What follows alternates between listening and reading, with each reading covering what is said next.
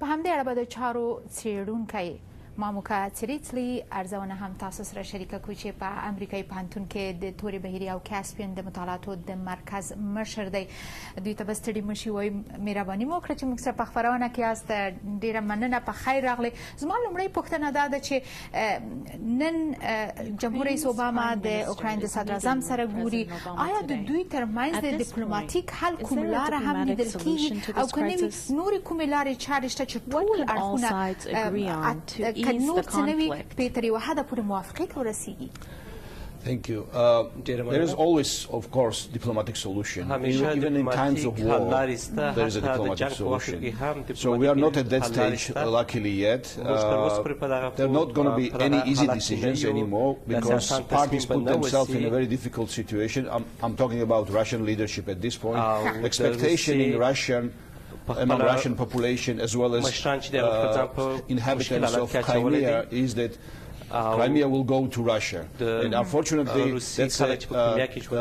President Putin became hostage of his own creature right now. So there is no easy solution, but there are obviously solutions on diplomatic arena. بله، خو په همدې ترڅ کې د امریکا د بهرنیو چارو وزیر جان کیری ویلي دي چې که په کریمیا کې ټول پوښتنې ترسره شي او دا بهیر پر مخ لاړ شي نو ټول ډیپلوماتیکې لارې چارې به په بشپړه توګه وتړل شي. د دې ترڅنګ د ټول پوښتنو بهیر خطر او په کیف کې د نوي حکومت نو امریکا به ورسره د ډیپلوماتیکو اړیکو دا بشپړه لاره چې وتړي. کومې نورې لارې چارې شته چې امریکا او اروپا یې پر مخ نیولی شي، مثلا پوځي فشار او یا هم بندیزونه؟ تاسو څه فکر کوئ؟ I would say that at this point probably no side is considering active military operations against Russia or Russian forces in Crimea. But clearly there are all sorts of other considerations in place. I think the most important thing is that the United States is building now a new type of consensus among its allies around the world, not just in Europe but also in China, in other parts of the world, to address this major challenge to international law, international order, because what is happening right now is a gross violation of international law, violation of sovereignty and territorial integrity of the country.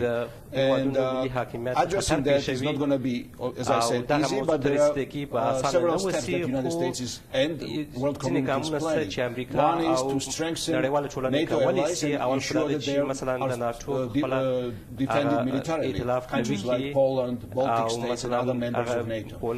Number two is that the United States and allies are building now a new strategy, how to contain Russia, how to put Russia in a sense responsible for its actions. So I don't see a scenario at this point for immediate solution of this problem, but clearly there is a long-term strategy that would put Russia in a very awkward situation. I don't expect again that this conflict at this point will spread to eastern Ukraine, other parts of Ukraine outside of Crimea, but again this is not an excluded scenario as well.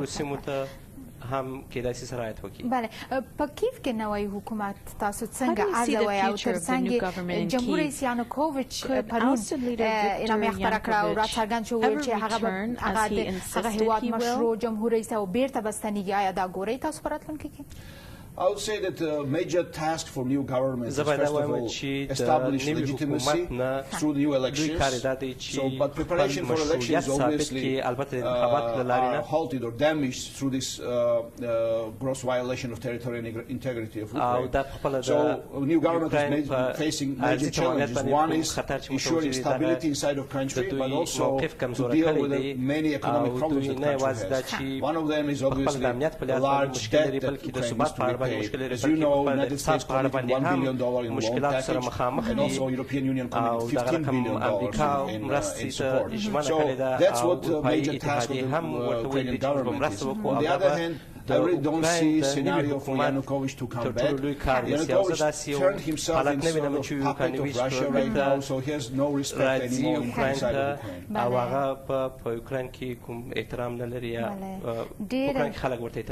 ډیره زیاته مننه کوو تاسو نه کور مو ودان. خیر اوسئ. Thank you for the invitation.